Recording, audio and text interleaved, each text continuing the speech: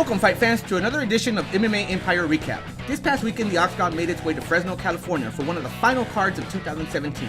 It was a great card overall, but the last three fights of the main card were the ones MMA fans were looking forward to. In the bantamweight division, we saw Aljamain Sterling take on the Brazilian Marlon Moraes.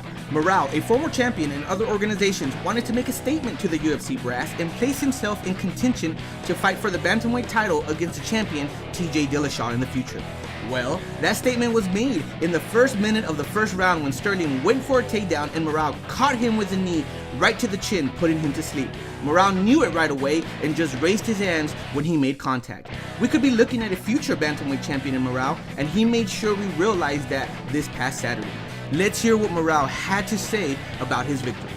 I was working this with Mark, my coach, and Frankie, just work in the locker room.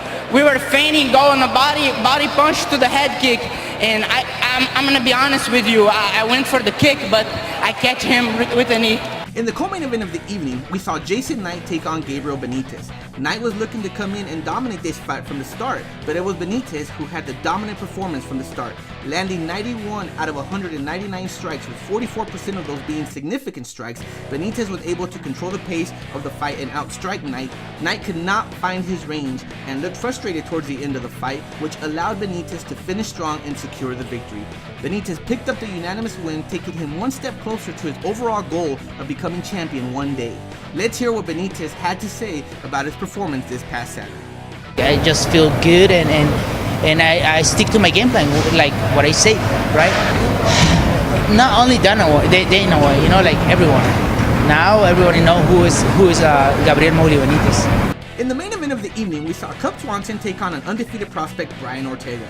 The veteran Swanson looked to keep this fight on the feet, landing 59% of his total strikes on Ortega. But it was Ortega who was able to get the victory using his impressive jiu-jitsu.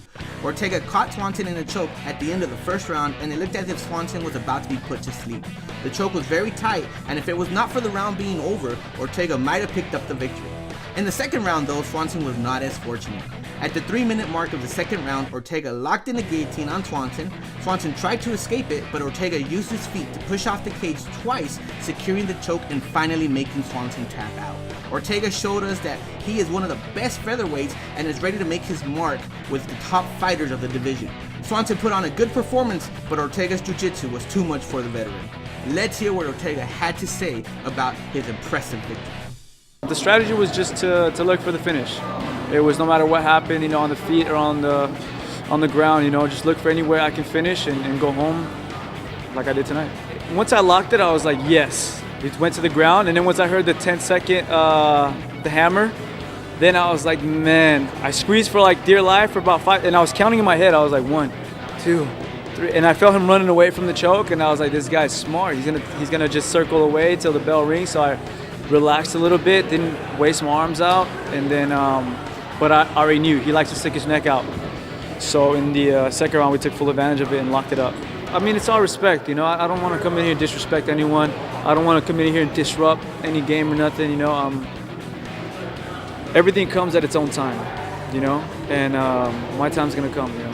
Well, fight fans, 2018 is shaping up to be a big year for the UFC. Will Ortega be fighting for the title?